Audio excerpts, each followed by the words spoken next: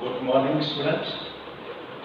હવે આ ચેપ્ટરમાં આપણે ગયા વખતના લેક્ચરમાં જોઈ ગયા કે અચળ પ્રવેગી ગતિ થતી હોય તો એ શુદ્ધ ગતિ વિજ્ઞાનમાં પદાર્થની ગતિના સમીકરણો કેવી રીતે મળે એ વિશેની આપણે વાત કરી ગયા. આપણને 3 સમીકરણો મળતા હતા.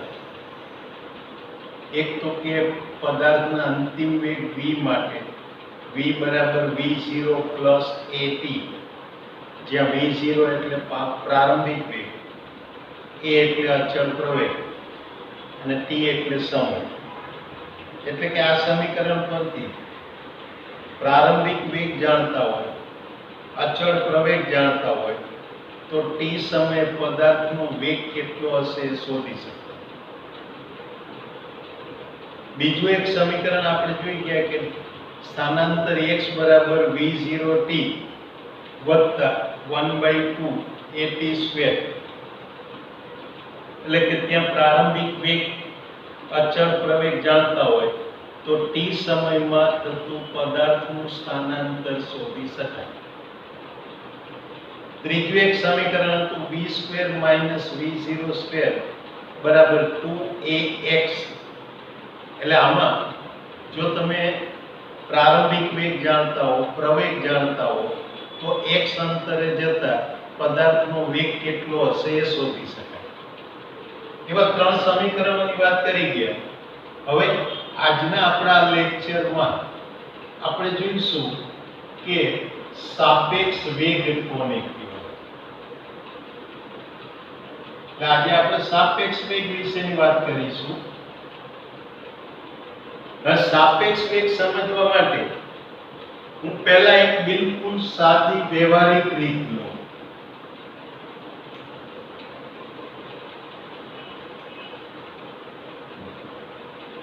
ચલો આ એક સાદી વ્યવહારિક રીત લઉં કે આ માનો કે કોઈ રેલવે સ્ટેશનનું પ્લેટફોર્મ છે.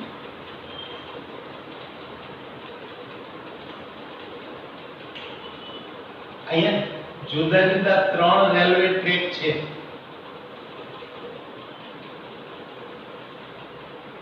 ચલો એક ઉપર ટ્રેન A ગતિ કરે, બીજા પર ટ્રેન B ગતિ કરે અને ત્રીજા પર ટ્રેન C ગતિ કરે. રેલવે સ્ટેશન જે પાટાની દિશા, જે ટ્રેકની દિશા એ પૂર્વથી પશ્ચિમ તરફ છે. હવે માનો કે આ ટ્રેન એ 70 કિલોમીટર પર કલાકની ઝડપથી અથવા 70 કિલોમીટર પર કલાકના વેગથી પૂર્વથી પશ્ચિમ તરફ જાય છે. અહીંયા આગળ ટ્રેન B એ પશ્ચિમથી પૂર્વ તરફ માની લો કે 20 કિલોમીટર પર કલાકની ઝડપથી જાય છે અને ટ્રેન C એ ધારો કે અહીંયા આગળ 30 કિલોમીટર પર કલાકથી પૂર્વથી પશ્ચિમ તરફ જાય છે. આનો અર્થ એ કે અહીંયા આગળ આ જે વેગ હું માપું છું એ બધા વેગ ક્યાં માપું છું તો કે પ્લેટફોર્મ પર ઊભા રહીને.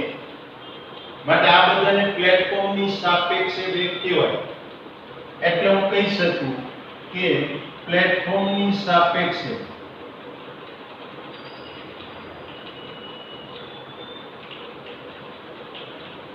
એટલે પ્લેટફોર્મની સાપેક્ષમાં ટ્રેન A નો વેગ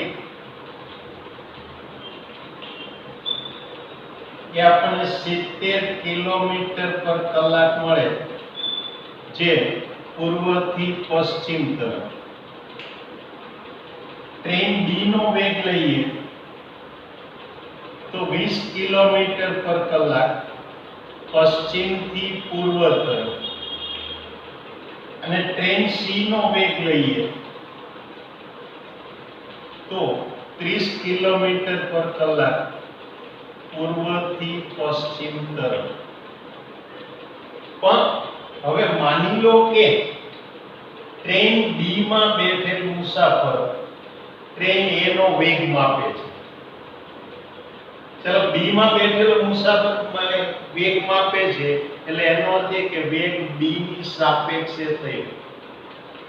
જો અહીંયા પ્લેટફોર્મ પર ઊભો રહેલો અવલોકનકાર આ ત્રણ ટ્રેનના વેગ માપે છે, માટે એ જે વેગ થયા એ ટ્રેન પ્લેટફોર્મની સાપેક્ષે દરેક ટ્રેનના વેગ થયા. ટૂંકમાં અવલોકનકાર જે નિર્દેશ ફ્રેમમાં રહીને ગતિનો અભ્યાસ કરતો હોય એ નિર્દેશ ફ્રેમની સાપેક્ષમાં એ ગતિ થઈ કહેવાય. તો હવે ટ્રેન બી ની સાપેક્ષે જોઈએ. ચલો તો આ ટ્રેન બી ની સાપેક્ષે, એટલે એની સાપેક્ષમાં જો અહીંયા આગળ હું વેગ શોધું તો હવે જો પહેલું એક તો તમારો બાળપણનો ગણ સમજમાં અનુભવ કે ટ્રેન જ્યારે પણ રસ્તા પર ગતિ કરતી હોય ત્યારે તમે હંમેશા એવું કંઈક ઉચ્ચારણ કરતા હતા કે બહારનું પેલું ઝાડ ગયું અથવા મકાન ગયું. વાસ્તવમાં મકાન સ્થિર જ હતું, પણ એ ઝાડ ગતિ કરતું નહોતું, છતાં પણ તમે ઝાડને ગતિ કરતું વિચારતા હતા, કારણ કે તમે ટ્રેનમાં બેઠા હો તો તમારી જાતને તમે સ્થિર સમજતા. એટલે એ વખતે જેટલા વેગથી ટ્રેન પૂર્વથી પશ્ચિમમાં ગતિ કરતી હોય એટલા વેગથી એ બહારની ઝાડ કે બધી વસ્તુઓ ભલે સ્થિર પડી હોય પૃથ્વીની સાપેક્ષે, પણ એ બધી વસ્તુઓ ટ્રેનની સાપેક્ષે એટલા વેગથી વિરુદ્ધ દિશામાં ગતિ કરતી કહેવાય. આનો અર્થ એ કે ટ્રેન બી ની સાપેક્ષમાં જો હું પ્લેટફોર્મનો વેગ લઉં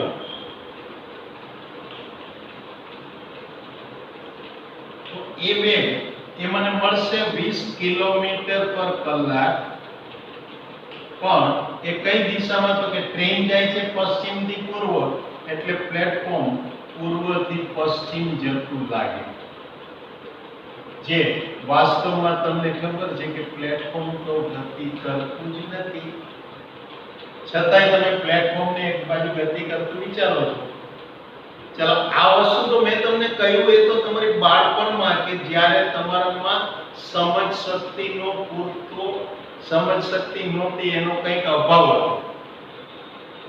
પણ હવે અત્યારે તમે માહિતી જાણતા હોવા છતાં જો હજુ આ જ ભાષામાં વાત કરો છો, માની લો કે તમે કોઈ એક ટ્રેનમાં મુસાફરી કરી અને ત્યાં આગળ મુંબઈથી અમદાવાદ આવો છો, તમને રિસીવ કરવા માટે કોઈ તમારા રિલેટિવ્સ આવેલા છે. ટ્રેન જેવી પેલા પ્લેટફોર્મની અંદર દાખલ થશે, અમદાવાદ સ્ટેશનના પ્લેટફોર્મમાં દાખલ થશે, એટલે ટ્રેનમાં બેઠેલા તમારી સાથેના મુસાફરો ચાલો એ શું કહેશે કે ચલો અમદાવાદ આવ્યું, તૈયાર થઈ જાઓ ઉતરવા માટે. યાદ કરો એનું વાક્ય સમજો, અમદાવાદ આવી ગયું, ઉતરવા માટે તૈયાર થઈ જાઓ. હજુ હજી વાસ્તવમાં અમદાવાદ ગતિ કરતું હતું ખરું? ગતિ તો ટ્રેન ગતિ કરીને અમદાવાદ આવી હતી, છતાં પણ એ કુદરતી રીતે સ્વાભાવિક રીતે એમનાથી ઉચ્ચારણ શું થયું કે અમદાવાદ આવી ગયું, જાણે કે ટ્રેન સ્થિર ઊભી હોય અને બહારના સ્ટેશનો ગતિ કરતા હોય. જ્યારે તમને જે રિસીવ કરવા માટે તમારા રિલેટિવ આવેલા છે એ ટ્રેનને જોઈને શું કહેશે કે ચલો ટ્રેન આવી ગઈ મુંબઈથી, તૈયાર થઈ જાઓ સામાન લેવા માટે.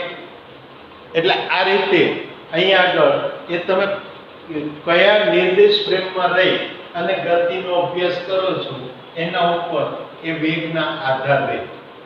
જેમ કે આપણા પહેલા કિસ્સામાં આપણી નિર્દેશ ફ્રેમ પ્લેટફોર્મ હતી, પ્લેટફોર્મની અંદર રહીને આપણે ગતિનો અભ્યાસ કરતા હતા, એટલે ટ્રેન એનો વેગ આપણને મળતો તો 70 કિલોમીટર પર કલાક પૂર્વથી પશ્ચિમ. ડી નો વેગ હતો 20 કિલોમીટર પર કલાક પશ્ચિમથી પૂર્વ. એમ સી નો વેગ હતો 30 કિલોમીટર પર કલાક પૂર્વથી પશ્ચિમ. હવે જ્યારે ટ્રેન બી ની સાપેક્ષે એટલે કે આપણી નિર્દેશ ફ્રેમે ટ્રેન બી થઈ ગઈ, તે વખતે આપણે પ્લેટફોર્મનો વેગ મળે એ 20 કિલોમીટર પર કલાક પૂર્વથી પશ્ચિમ, જે આપણે જાણીએ છીએ કે પ્લેટફોર્મ ક્યારેય ગતિ કરતું નથી, પણ એ પૃથ્વીની સાપેક્ષમાં, ટ્રેન બી ની સાપેક્ષમાં તમે પ્લેટફોર્મની ગતિને કલ્પી શકો. પણ મારે તો ટ્રેન બી ની સાપેક્ષમાં માનો કે ટ્રેન એ નો વેગ જોઈએ છે. તો અહીંયા જુઓ, ધારો કે શરૂઆતમાં આ ટ્રેન એ અને ટ્રેન બી બંને એક સરખા સ્થાને હતા. હવે આપણે જાણીએ છીએ કે ટ્રેન એ જાય છે તો પશ્ચિમ દિશામાં જાય છે, ટ્રેન બી પૂર્વ દિશામાં જાય છે. 1 કલાકને અંતે જુઓ તો 1 કલાક બાદ ટ્રેન એ અહીંયાથી ગતિ કરે અને 70 કિલોમીટર દૂર જતી રહી હોય. એટલે પ્રારંભિક સ્થાન અને ટ્રેન એ ના સ્થાન વચ્ચેનું અંતર 70 કિલોમીટર હોય. જ્યારે ટ્રેન બી પણ અહીં પ્રારંભિક સ્થાન ઉપર સ્થિર નથી, એ 20 કિલોમીટર પર કલાકથી ગતિ કરે છે. એટલે 1 કલાક બાદ ટ્રેન બી નું સ્થાન એ 20 કિલોમીટર દૂર પ્રારંભિક સ્થાનથી હોય. હવે બી માં રહેલો મુસાફર તો માત્ર એ જ વિચારવાનું કે ટ્રેન એ બી થી કેટલી દૂર ગઈ. પરિણામ શું આવશે કે એ બી અને એ વચ્ચેનું અંતર કેટલું આવશે? 90 કિલોમીટર. એટલે કે આ જે વેગ છે એ 90 કિલોમીટર પર કલાકનો મળે. અને એ પણ બી ને એમ જ લાગે કે ટ્રેન એ પશ્ચિમમાં જાય છે, એટલે કે પૂર્વથી પશ્ચિમમાં જાય. તો હવે જુઓ, એક દિશાના વેગને હું ધન કહું, બીજી દિશાનો વેગ ઋણ કહું. મારે ટ્રેન એ નો વેગ જોઈએ છે બી ની સાપેક્ષે, એટલે હું એ ના વેગમાંથી બી નો વેગ બાદ કરું. પણ એ નો વેગ એટલે કે અહીંયા આગળ 70 કિલોમીટર પર કલાક ઓછા બી. બી ચલો વિરુદ્ધ દિશામાં ગતિ કરે છે, એટલે એનો વેગ ઋણ કહેવાય. એટલે -20, એટલે આ મને 90 કિલોમીટર પર કલાક મળે. આનો દેવો દેવો કે જો મને બી ની સાપેક્ષમાં એ નો વેગ જોઈતો હોય તો એ ના વેગમાંથી બી ના વેગને બાદ કરવાનો, પણ દિશા સાથે, એટલે નિશાની સાથે.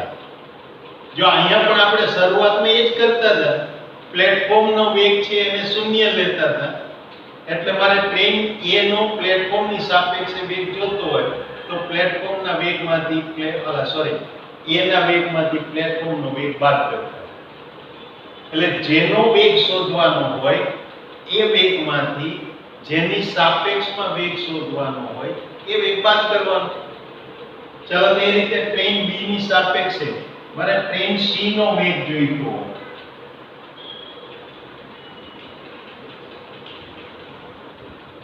હવે જુઓ, 1 કલાકને અંતે આ 20 કિલોમીટર આમ પૂર્વમાં જાય, આ 1 કલાકને અંતે 30 કિલોમીટર પશ્ચિમમાં જાય. એટલે કે બે વચ્ચેનો વેગ એ શું થઈ જશે? 50 કિલોમીટર પર કલાક, પણ એ પૂર્વથી પશ્ચિમ. પણ આના બદલે ધારો કે હું ટ્રેન સી ની સાપેક્ષે વેગ શોધું. ચાલો, એટલે ટ્રેન સી ની સાપેક્ષે વેગ શોધીએ. હું પ્લેટફોર્મ માટે બહુ વધારે વાત નહીં કરું, હું ટ્રેન એ અને ટ્રેન બી ના વેગની જ વાત કરીશ. ચલો, ટ્રેન સી ની સાપેક્ષે ટ્રેન એ નો વેગ, એટલે એનો અર્થ એ કે ટ્રેન એ ના વેગ એટલે VA, એમાંથી મારે બાદ કરવાના બી નો વેગ VB. ચલો, એનો વેગ કેટલો છે? 70 કિલો. અહીંયા આગળ માફ કરજો, એક આપણી ભૂલ થઈ ગઈ છે કે આ ટ્રેન બી નો વેગ નહીં, પણ મારે અહીંયા ટ્રેન સી નો વેગ બાદ કરવાનો, કારણ કે મારે સી ની સાપેક્ષે વેગ જોઈએ છે. એટલે એ ના વેગમાંથી સી નો વેગ બાદ કરવાનો. ચલો a નો વેગ એટલે 70 માઈનસ c નો વેગ 30. હવે જુઓ a અને c બંને એક જ દિશામાં ગતિ કરે છે એટલે બંનેના વેગ ધન કહેવાય. આનો અર્થ એ કે ભલે પ્રારંભિક સ્થાને a અને c બંને એક જ સ્થાન ઉપર હતા પણ 1 કલાકને અંતે ટ્રેન a પ્રારંભિક સ્થાનથી 70 કિલોમીટર દૂર ગઈ હોય તો ટ્રેન c 1 કલાકને અંતે 30 કિલોમીટર પ્રારંભિકથી દૂર ગઈ હોય. પરિણામે a અને c વચ્ચેનું અંતર એ 70 ઓછા 30 એટલે કે 40 કિલોમીટર થયું. માટે ટ્રેન c નો મુસાફર એવું વિચારે કે ટ્રેન એ 1 કલાકમાં 40 કિલોમીટર દૂર ગઈ એટલે આ c ની સાપેક્ષે a નો વેગ મને 40 કિલોમીટર પર કલાક મળે. પણ ટ્રેન c ની સાપેક્ષે b નો વેગ લો.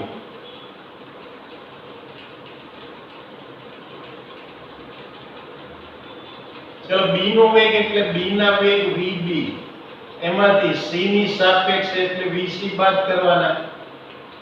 એટલે કે અહીંયા હું એમ કહું કે આ ટ્રેન a ના વેગને હું va વડે દર્શાવું છું, b ના વેગને vb વડે દર્શાવું છું અને c ના વેગને vc વડે દર્શાવું છું. તો vb એ તો વિરુદ્ધ દિશામાં છે એટલે આપણે પૂર્વથી પશ્ચિમ દિશાને ધન ગણી છે તો પશ્ચિમથી પૂર્વ શું થાય? ઋણ. એટલે કે આ -20 થાય ઓછા. ચાલો અમારે c નો વેગ જોઈએ છે તો c પૂર્વથી પશ્ચિમમાં જાય છે ધન થઈ એટલે 30 એટલે કે -50 કિલોમીટર પર કલાક. એનો અર્થ એ કે ટ્રેન c ની સાપેક્ષે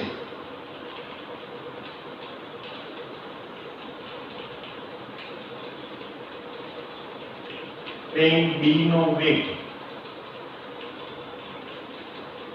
એ આપણને 50 કિલોમીટર પર કલાક પર ઋણ એટલે કે પશ્ચિમથી પૂર્વ તરફનો મળે. આ રીતે મળી શકે. બરાબર? એટલે કારણ કે ટ્રેન c માં બેઠેલ વ્યક્તિ એ શરૂઆતમાં બંને એક સ્થાને હતા. હવે 1 કલાકના અંતે ટ્રેન b તો પૂર્વ દિશામાં 20 કિલોમીટર ગઈ. ટ્રેન c 1 કલાકમાં 30 કિલોમીટર પશ્ચિમમાં ગઈ. પરિણામે આ c માં બેઠેલ મુસાફરને ટ્રેન b એ 50 કિલોમીટર દૂર પૂર્વમાં ગયેલી લાગે એટલે એ વેગ આ રીતે મળે. ટૂંકમાં કહીએ તો જેનો વેગ શોધવાનો હોય એના વેગમાંથી જેની સાપેક્ષમાં વેગ શોધવાનો હોય એનો વેગ બાદ કરવાનો એટલે આપણને એક સાપેક્ષ વેગ મળે. હવે આ જ વસ્તુ ટેક્સ્ટબુકની રીતે સમજો.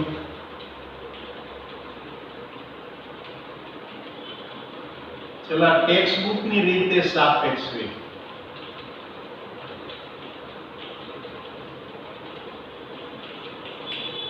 હવે જુઓ આ આપણી યામ પદ્ધતિ આ x અક્ષ આ y અક્ષ આવું ગમ્યું. સુરેખ માર્ગે ગતિ થાય છે એટલે x અક્ષ ઉપર જ ગતિ થવાની. ચલો પ્રારંભિક સમયે માની લો કે આ t બરાબર 0 સમયે પદાર્થ a આ સંદર્ભ બિંદુથી x એ જેટલા અંતરે છે. આનો અર્થ એવો થાય કે O ની સાપેક્ષમાં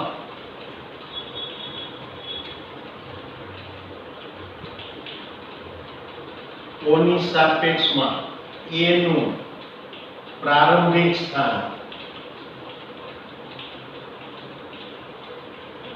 એટલે x છે. ચલો બીજો કોઈ એક પદાર્થ b એક O થી xb અંતરે છે. માટે શું કહેવાય કે O ની સાપેક્ષમાં b નું પ્રારંભિક સ્થાન એટલે xb. હવે મારે a ની સાપેક્ષમાં b નું સ્થાન જોઈએ છે. ચલો a ની સાપેક્ષમાં બી નું સ્થાન જોઈએ છે, તો જેનું સ્થાન જોતું હોય એના સ્થાનમાંથી જેની સાપેક્ષમાં સ્થાન જોતું એ બાદ કરો. એટલે કે ટૂંકમાં કહું તો મારે a ની સાપેક્ષમાં b નું સ્થાન જોતું હોય તો મારે શું કરવાનું? a અને b વચ્ચેનું અંતર શોધવાનું. જો o ની સાપેક્ષમાં a નું સ્થાન જોઈતું હતું તો મારે o અને a વચ્ચેનું અંતર શોધવાનું હતું. o ની સાપેક્ષમાં b નું સ્થાન જોઈએ તો o અને b વચ્ચેનું અંતર શોધવાનું હોય. એમ a ની સાપેક્ષમાં b નું સ્થાન જોઈતું હોય તો a અને b વચ્ચેનું અંતર જોઈએ. અને a અને b વચ્ચેનું અંતર જોતું હોય તો o ની સાપેક્ષમાં b નું અંતર માઈનસ o ની સાપેક્ષમાં a નું અંતર કહેવાય. એટલે આ અંતર જે મળે એ a ની સાપેક્ષમાં b નું અંતર, જેનું અંતર છે એનો સંકેત પહેલા, જેની સાપેક્ષમાં છે બીજા. એનો x b એ લખું એટલે એનો અર્થ એ કે b નું a ની સાપેક્ષમાં. જો x a b લખું તો a નું b ની સાપેક્ષમાં કહેવાય. હવે આનો અર્થ એ કે a ની સાપેક્ષમાં b નું સ્થાન x b a બરાબર x b minus x a. તો આનો વેગ શોધવા માટે હું આનું સમય t ની સાપેક્ષે વિકલન કરું.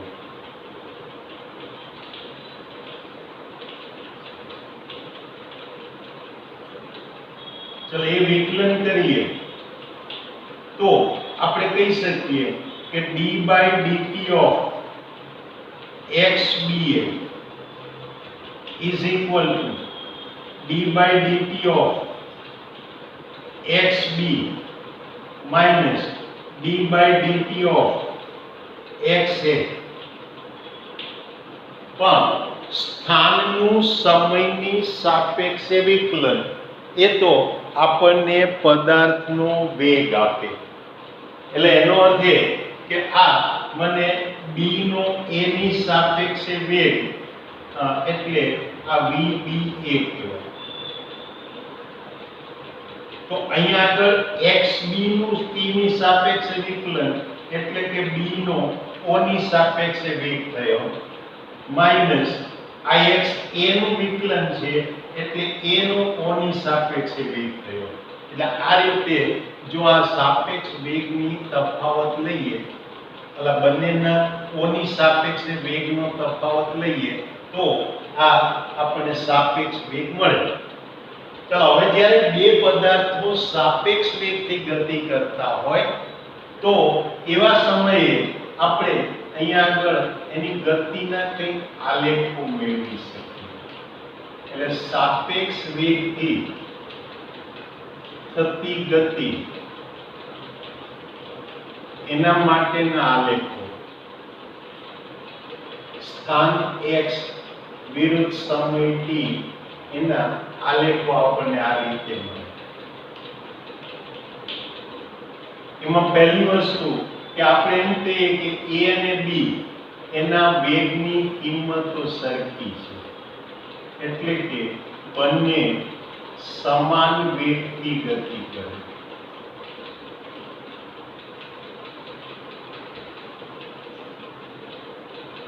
પણ એ ગતિ એના પ્રારંભિક સ્થાન જુદા હોય તો હવે શું થાય જુઓ કે આ આપણી પાસે x એટલે સ્થાન x, આ સમય t. માનો કે પ્રારંભિક સ્થાન લઈએ તો b અહીંયા છે, a અહીંયા છે. જેમ જેમ a નો વેગ વધે એમ b નો પણ વધવાનો. બંનેના વેગ એક સરખા છે એટલે બંનેના સ્થાન વધવાના, એ સ્થાન એક સરખી રીતે વધવાના. એટલે આ બંને આલેખો એકબીજાને સમાંતર હોય. એટલે આ વખતે આ x વિરુદ્ધ t ના આલેખો એ પરસ્પર સમાંતર મળે.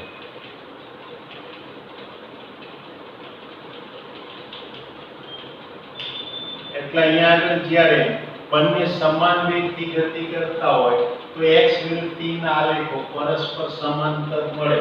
એનો અર્થ એ કે બંને પદાર્થો ક્યારેય પણ એકબીજાને મળતા નથી.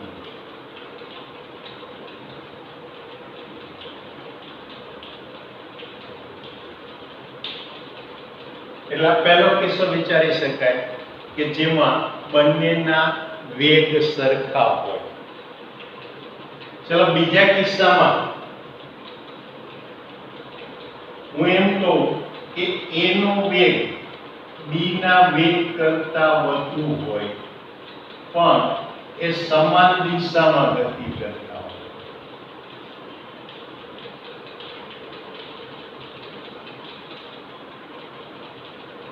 બંને ગતિ એક જ દિશામાં કરતા હોય તો b નો વેગ જે છે એના વેગ કરતા ઓછો. હવે આવા સમયે માનો કે b ભલે સંદર્ભ બિંદુથી થોડો દૂર હોય શરૂઆતમાં, એ સંદર્ભ બિંદુની નજીક હોય, એટલે કે a b ની ભલે પાછળ હોય છતાં પણ શું થાય કે b નો વેગ ઓછો છે એટલે એનો આલેખ કંઈક આ રીતે મળે. હવે યાદ કરો કે આપણને x વિરુદ્ધ t નો આલેખ એટલે વેગ આપતો હતો.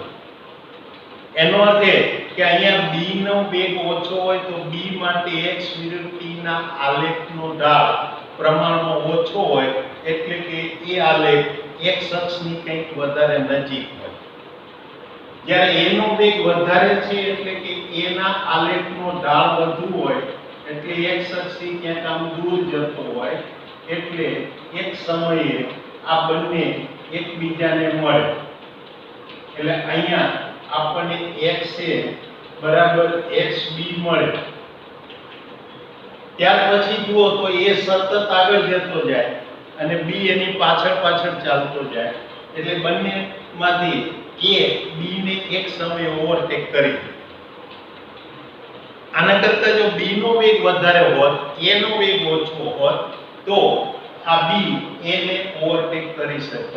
પણ જો b પહેલેથી દૂર હોય અને એનો વેગ વધારે હોય તો એ બંને એકબીજાને ઓવરટેક કરવાના નહીં. એટલે જે પાછળ છે એનો વેગ વધુ હોય તો જે પહેલાને ઓવરટેક કરી શકે. જો પાછળ છે એનો વેગ ઓછો હોય તો એ આગળવાળાને ઓવરટેક ક્યારેય નહીં કરી શકે. આ તો તમારો એક સામાન્ય અનુભવ છે કે એક મોટર કાર માનો કે 50 કિલોમીટર પર કલાકની ઝડપથી ગતિ કરતી હોય તો એની પાછળથી આવતી મોટર કારે જો એને ઓવરટેક કરવી હોય તો એની ઝડપ 50 કિલોમીટર પર કલાક કરતા વધારે હોવી જ જોઈએ. પછી પાછળની કાર વાળો 20 કિલોમીટર પર કલાકની ઝડપથી ચાલે અને એમ વિચારે કે હું 50 કિલોમીટર પર કલાકની ઝડપથી આગળ ચાલતી કારને ઓવરટેક કરું તો એ એના માટે ક્યારેય શક્ય નથી. હવે ત્રીજો કિસ્સો વિચારીએ કે જેમાં આ VA અને VB પરસ્પર વિરુદ્ધ દિશામાં ગતિ કરતા હોય.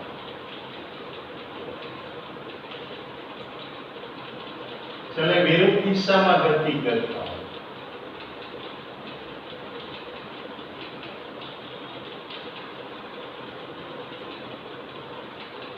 હવે માનો કે અહીંયા આગળ આ B નો વેગ એ ઋણ છે, ભલે a કરતા દૂર હોય. શરૂઆતમાં a અહીંયા છે, b અહીંયા છે, તો b નો વેગ ઋણ છે એટલે a સંદર્ભ બિંદુ તરફ ગતિ કરતો હોય એટલે આ રીતે આમ જતો હોય. એના આલેખનો ઢાળ ઋણ હોય. a નો વેગ ધન છે એટલે સંદર્ભ બિંદુથી દૂર જતો હોય એટલે એનો આલેખ આ રીતે મળે. તો આ કોઈ એક સમયે આ બંને એકબીજાને ત્યાં ઓવરટેક કરે, એકબીજાને મળે, એટલે કે આ સ્થાન બંને માટે કેવું હશે? સરખું. એટલે આ બીજું કોઈ સ્થાન એટલે પ્રારંભિક સ્થાન નથી, એટલે એને x ડેશ ને y એમાં b ડેશ કહીએ, એમાં x ડેશ a અને x ડેશ b કહીએ. તો આ રીતે આ સાપેક્ષ વેગની આપણે વાત કરી શકીએ. તો આજના આ લેક્ચરમાં આપણે જોયું કે આ પદાર્થ સાપેક્ષ વેગથી ગતિ કરે તો એની ગતિના આલેખો કેવી રીતે મળે. આ સાથે આપણે આ ચેપ્ટરને અહીંયા આગળ પૂર્ણ કરીએ છીએ. હવેના લેક્ચરમાં આના પછીનું નવું ચેપ્ટર એટલે કે સમતલમાં ગતિનો અભ્યાસ કરીશું. તો આવતી વખતે મળીએ, ત્યાં સુધી રજા લઈએ. Good bye.